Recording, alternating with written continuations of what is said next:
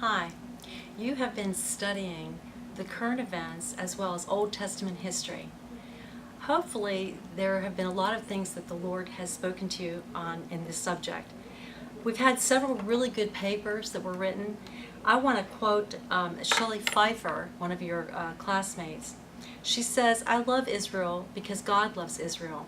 He made a covenant with the land and the people of the earth, both Jew and Gentiles." She made several other really good points. And a lot of you made some really good points with this. The reason we are studying Israel so deeply and so broadly is so that we can understand what's going to happen in the future. We're getting ready to study the divided kingdoms, and we're going to do a paper on David, the Davidic kingdom. So to understand the Davidic kingdom, we have to understand what has already happened and what is going to happen, and the current things that are happening now. Some of you don't like church history. Some of you don't like to study about Israel, and I'm hoping that this class is going to change your mind on those things. I'm not here to actually change your mind. I'm not here to cause you to think one way or to brainwash you. What my job is to give you a lot of things to think about, to study, so that you can figure out for yourself what you think. My hope is that through the discussions, if you really will indulge yourself and get involved in those discussions, you'll be able to hear what other people say and be able to respond to that, and God will change your heart too. A lot of you are ministers, and a lot of you have been ministers for a long time. You already have some preconceived ideas or things that are set in your heart, which is great, and a lot of it's God ordained. But I'd like for you to take this journey with an open mind. I would like for you to really study and let the Lord show you new things.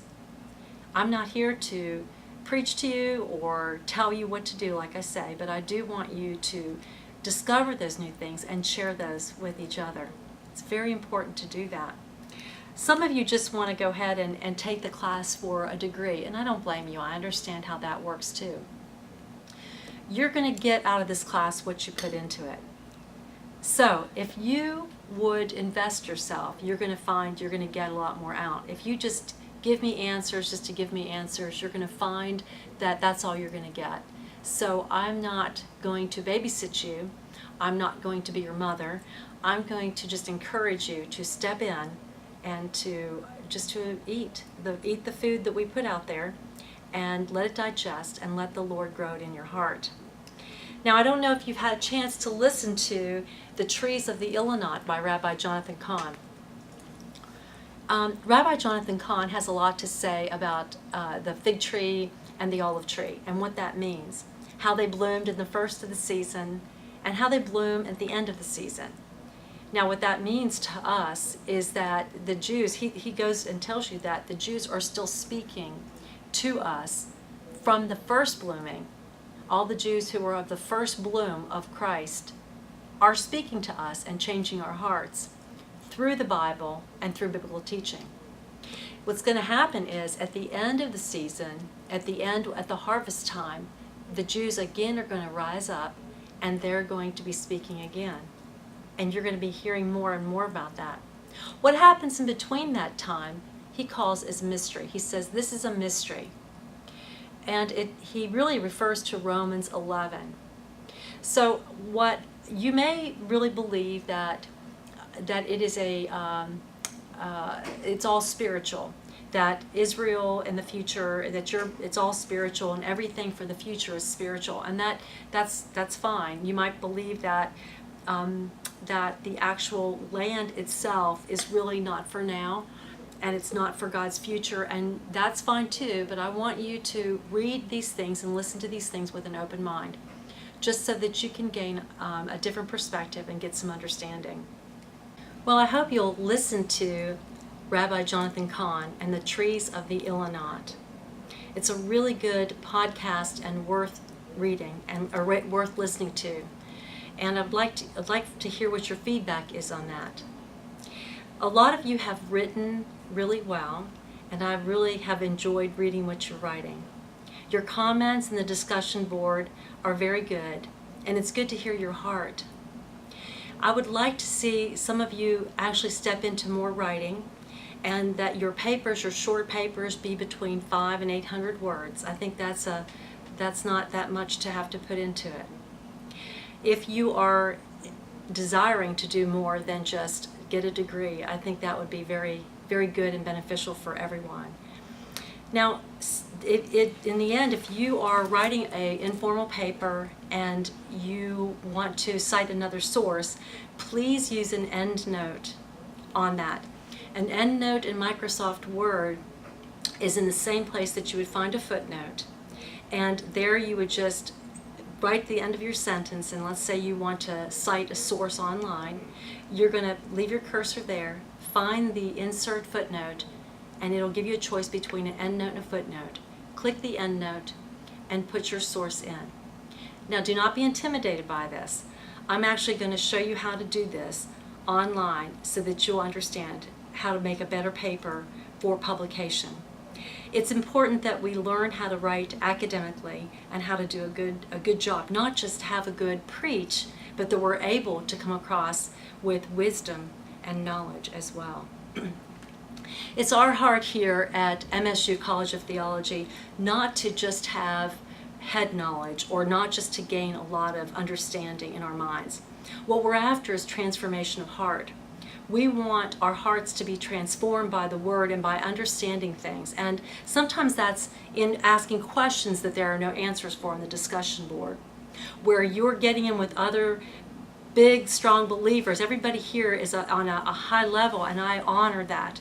But what you have to bring to the table really is iron sharpening iron for the other believers who are in this group. So participate as much as you can. Get online, look at the discussion board, read, write, and study. Now, some of you have really done a lot of work, and some of you are not doing so much. Please don't be intimidated. Please don't be afraid of being judged or harsh criticism.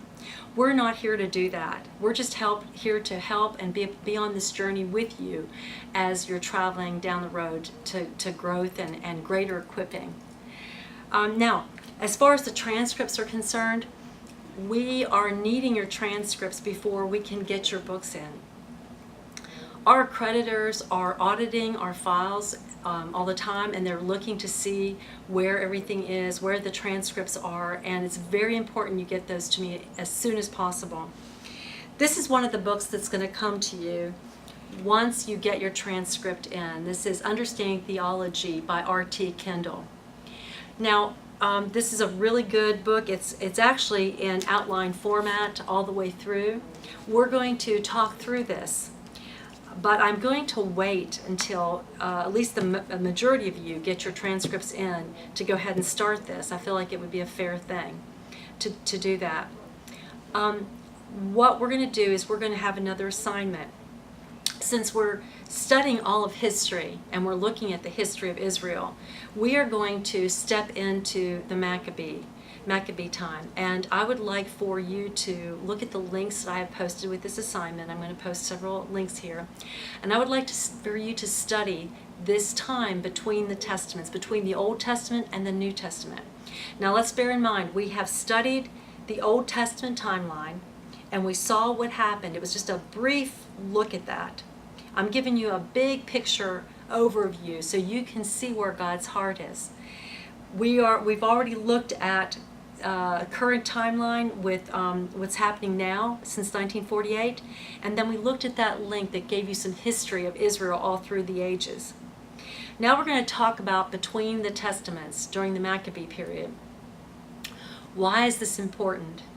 Well, this is important to understand the book of Daniel, and it's also important to understand the book of Revelation to see what happened during this time.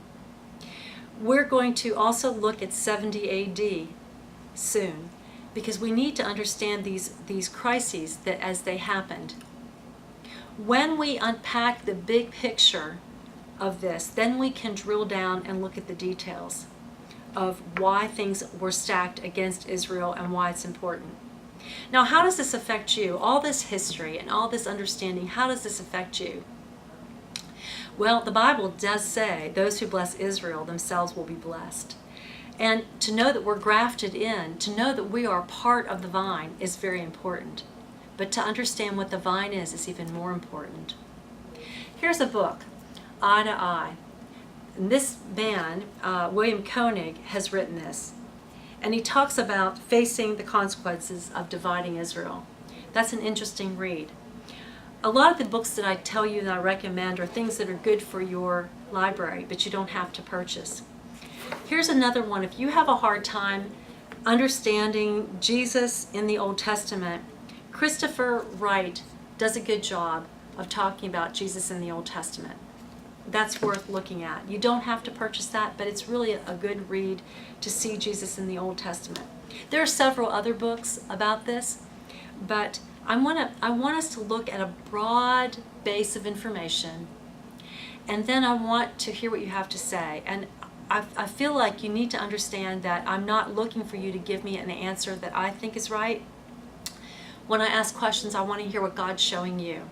Again, Shelley Pfeiffer's, I heard a lot of prophetic revelation that she was speaking. It really just gave me a greater understanding of what was going on. She talked about the poverty mentality, and I feel like sometimes that could be a situation in Israel, why they're not multiplying. There are a lot of things that we need to understand, and talking with each other about these subjects are ways that we can come into revelation on this. And then we can maybe come to a bottom line, or maybe not. Sometimes the smartest thing to do is to say we don't know. The smartest thing to say is that we understand all that has happened, we understand the history, we understand why people did what they did, but we do not understand the answer. We don't have answers. And I think that's wisdom, because only God has answers to those things. So let us go together on this journey. Let's step into another part of history. Let's talk about the Maccabee period while we're waiting for all your transcripts to come in and waiting for your books to come in. This is something that I had for the second semester, but we're going to go ahead now and do it now to get it off our plate. And then we'll step into theology, and we'll step into the Davidic kingdoms. Thank you so much, and I look forward to seeing you online.